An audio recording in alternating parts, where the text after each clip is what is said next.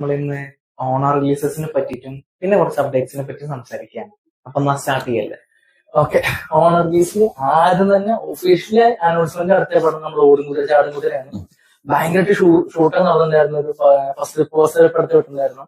September 4-ാം തീയതി അവര് shoot rap ചെയ്തിട്ടുണ്ടായിരുന്നു. അതൊരു ഫൺ റൈഡ് ആണ്, ഒരു വെഡിങ്ങിനോട് ബന്ധപ്പെട്ട് എന്നുള്ളത് മനസ്സിലാവുന്നത്. ഒരു പ്രോപ്പർ ഫെസ്റ്റിവൽ ഫിലിം ആണ് നമുക്ക് തോന്നുന്നത്. ഫഹദ് ഫാസിൽ, അൽതാഫ്, സിനിമയിലെ കാസ്റ്റ് ഇപ്പൊ ഫുൾ ആയിട്ട് ഇപ്പൊ നമ്മളെ പോസ്റ്ററിൽ കണ്ടുപോയ തന്നെ ലാല്, വിനയ് ഫോർട്ട്, സുരേഷ് കൃഷ്ണ, പിന്നെ നമ്മളെ കല്യാണി പ്രിയദർശൻ അല്ലാണ്ട് പിന്നെ അനുരാജ് അപ്പൊ അതൊരു ഓണത്തിന് കാണാൻ പറ്റിയ ഒരു ഫെസ്റ്റിവൽ മൂവി. ഓണത്തിന് ഫാമിലി ആയിട്ട് നല്ലൊരു പടമായിരിക്കും. ഓണത്തിന് ഇപ്പൊ ഒരു സിനിമയും കൂടി വിലായത്ത് ബുദ്ധ, പൃഥ്വിരാജ്. അത് സച്ചി ഡയറക്ട് ചെയ്യാൻ വിചാരിച്ചിരുന്ന സിനിമ. സച്ചിയുടെ അസോസിയേറ്റ് ആയിട്ടുള്ള ജയൻ നമ്പ്യാരാണ് സിനിമ ഡയറക്ട് ചെയ്യുന്നത്.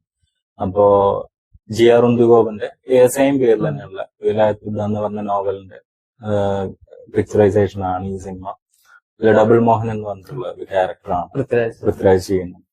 ഒരു 2 കൊല്ലത്തോളം ഷൂട്ട് നടന്നിട്ട് സിനിമയായിരുന്നു. ഈ നമ്മുടെ സാലാറിന്റെ അടക്കം അതുപോലെ തന്നെ എംബ്രാന്റെ അടക്കമൊക്കെ വന്നിട്ട് പൃഥ്വിരാജ് ചെയ്തൊരു ഫിലിമായിരുന്നു. ഇതിൽ നമുക്ക് ഓണത്തിന് ആ സിനിമ നമുക്ക് കാണാൻ സാധിക്കും. അതുപോലെ തന്നെ ഇപ്പൊ ഓണത്തിലേക്ക് പ്ലാൻ ചെയ്യുന്ന ഒരു വലിയ സിനിമ, അതായത് നമുക്ക് മലയാളത്തിന്റെ ഒരു വലിയ സിനിമ എന്ന് പറയാൻ പറ്റുന്നത് നമ്മുടെ കത്തനാരാണ്. ജയസൂര്യ നായകനായിട്ട് വരുന്ന സിനിമ. കാലങ്ങളായിട്ട് വെയിറ്റ് ചെയ്തോണ്ടിരിക്കുന്ന ഒരുപാട് ഷൂട്ട്. അതെ, 2023 ഷൂട്ടൊക്കെ തുടങ്ങിയ സിനിമയായിരുന്നു. ഫ്രൈഡേ ഫിലിം ഹൗസ് ആ സമയത്ത് ഇതിന്റെ പ്രൊഡക്ഷൻ ഏറ്റെടുക്കുമ്പോ ആ സിനിമയുടെ ഡെപ്തും അതിന്റെ ക്യാൻവാസും ഇത്ര വലുതല്ലായിരുന്നു. ഹോം റിലീസായിട്ട് സക്സസ് ആയിട്ട് നിൽക്കുന്ന സമയത്താണ് അവരത് അനൗൺസ് ചെയ്തിട്ടുണ്ടായിരുന്നത്. ഹോമിന് ശേഷം റോജിൻ തോമസ് സംവിധാനം ചെയ്യുന്ന ഒരു സിനിമ എന്നുള്ളത് ഫസ്റ്റ് അട്രാക്ഷൻ തന്നെയാണ്. കാരണം ഹോം അത്രയും ക്രിട്ടിക്കലി കമേഴ്ഷ്യലി അക്ലംഡ് ആയിട്ടുള്ള ഒരു ഫിലിമാണ്. അപ്പൊ ആ സിനിമ അത് കഴിഞ്ഞിട്ട് പിന്നെയാണ് ഗോകുലം ഗോപാലിന് ഈ പ്രോജക്റ്റിലേക്ക് വരുന്നത്. ഗ്രാഫിക്സും 3D ഉൾപ്പെടെയുള്ള ഒരുപാട് സാധ്യതകൾ സിനിമയിലേക്ക് വരികയും ഒരു പാൻ ഇന്ത്യൻ ലെവലിൽ അനുഷ്ക ഷെട്ടി, പ്രഭുദേവ തുടങ്ങിയ ആൾക്കാരൊക്കെ ഈ സിനിമയിലേക്ക് വരികയും ചെയ്തു നോക്കുമ്പോ ആ സിനിമയുടെ ക്യാൻവാസ് വളരെ വളരെ വലുതായി. ആ സിനിമ ഓണത്തിന് വരികയാണെന്നുണ്ടെങ്കിൽ അത് വേറൊരു തരത്തിലുള്ള എക്സ്പീരിയൻസ് ആയി. പിന്നെ ആ സിനിമയില് ക്യാമിയോ റോൾസ് കേൾക്കുന്നുണ്ട്. ക്യാമറ റോൾസിനെ പറ്റി കേൾക്കുന്നുണ്ട്.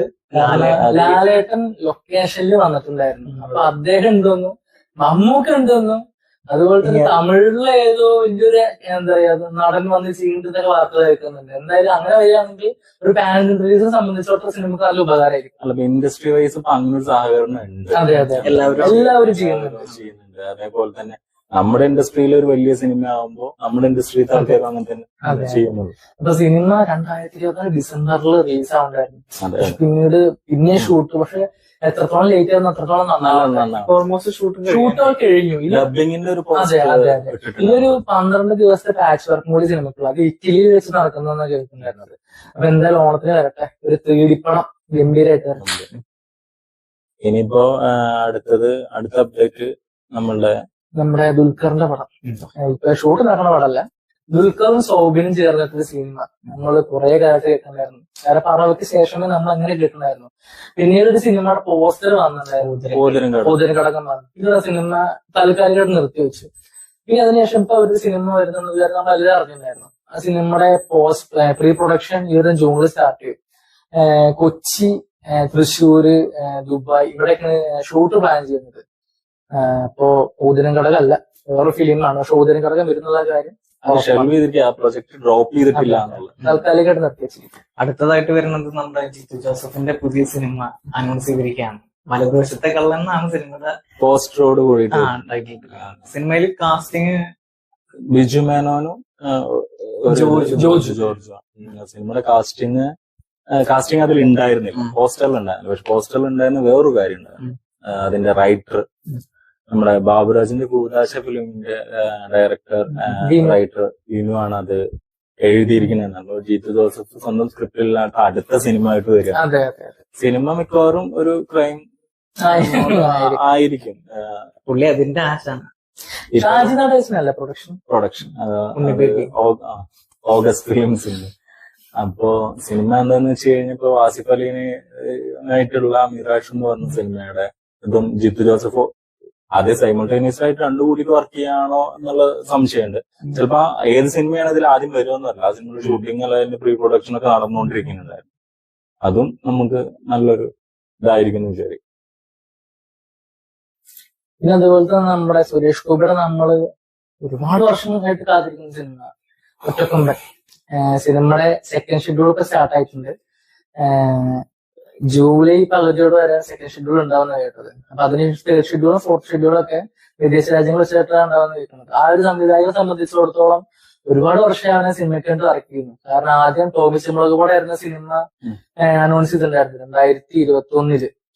പിന്നീട് ഗോകുലം ഗോപാല സിനിമ ഏറ്റെടുത്തു ഈ വർഷം തന്നെ സിനിമ റിലീസ് സ്പീഡായിട്ട് ഷൂട്ട് വന്നിട്ട് പോയി. പുള്ളി ഓരോ ആവശ്യങ്ങൾക്ക് വേണ്ടി പോകുമ്പോ എല്ലാം ഷൂട്ട് ഒരു പൊളിറ്റീഷ്യനും കൂടിയാണല്ലോ ആളുടെ സൗകര്യത്തിനും കൂടി അനുസരിച്ചാണ്. എന്ന് വെച്ച് കഴിഞ്ഞാൽ ആദ്യം ഇതിപ്പോ ഈ കടുവാക്കുന്നവർക്ക് വെച്ചെന്ന് പറഞ്ഞ ക്യാരക്ടറിന്റെ ഒരു സംഗതി അതിനൊരു ക്യാരക്ടർ പോസ്റ്റർ മാതിരിയൊക്കെ വരികയും ചെയ്ത് ബിജു മേനോൻ സിനിമയിൽ ഒരു ക്രൂഷ്യൽ ആയിട്ടുള്ള റോൾ അല്ലെങ്കിൽ പ്രതിനായക റോളിൽ വരുന്നതാണ്. ഇനിയിപ്പോ അതിപ്പോ നമ്മളെ കബീർ ദുഹാൻ സിംഗിലേക്ക് വരെ എത്തി. അത് മാർക്കോലത്തെ വില്ലനിലേക്ക് എത്തിപ്പോ അതും നടക്കട്ടെ. അത് അതുപോലെ അടുത്തത് ഇനി ഒരു ദുരൂഹ സാഹചര്യത്തിൽ എന്ന് പറഞ്ഞിട്ട് നമ്മുടെ കുഞ്ചാക്കോ ബോബനും ആ പേര് പോലെ തന്നെ രഹസ്യമായിട്ടാണ് ഷൂട്ട് നടക്കുന്നത്. കഴിഞ്ഞ മാസം ഷൂട്ട് കഴിഞ്ഞ സിനിമ അധികം അറിയില്ല. അത് എന്താന്ന് വെച്ച് കഴിഞ്ഞാൽ നല്ലൊരു കോംബോ ആണ്. കുഞ്ചാക്കോ ബോബൻ, രതീഷ് ബാലകൃഷ്ണൻ പൊതുവെ എന്ന് പറഞ്ഞു കഴിഞ്ഞാൽ ഇപ്പൊ നാരായണ കേസോട് പോലൊരു സിനിമ. അപ്പൊ രതീഷിന്റെ മേക്കിംഗ് ഓഫ് സ്റ്റൈൽ വളരെ രസമാണ്. അദ്ദേഹത്തിന്റെ കനകൻ കാമനി കലഹൊക്കെ ഭയങ്കര എന്റെ ഫേവറേറ്റ് ലിസ്റ്റിലുള്ള ഈ സിനിമ ലിസ്റ്റിനാണ് പ്രൊഡ്യൂസ് ചെയ്യുന്നത്. അതുപോലെ തന്നെ നമ്മുടെ ഗിരീഷ് പോത്തൻ സിനിമയിലുണ്ട്. ഗിരീഷ് പോത്തൻ, സജിൻ ഒക്കെ സിനിമയിലുണ്ട്. അതിന് ഓൾറെഡി കുഞ്ചാക്കോ ബോബൻ ഈ സൈലന്റ് ആയിട്ട് ഷൂട്ട് കഴിച്ചിട്ട് റിലീസിനോടനുബന്ധിച്ചാണ് നമ്മൾ ബൊഗൈൻവില്ലൊക്കെ ഇറങ്ങിയത്.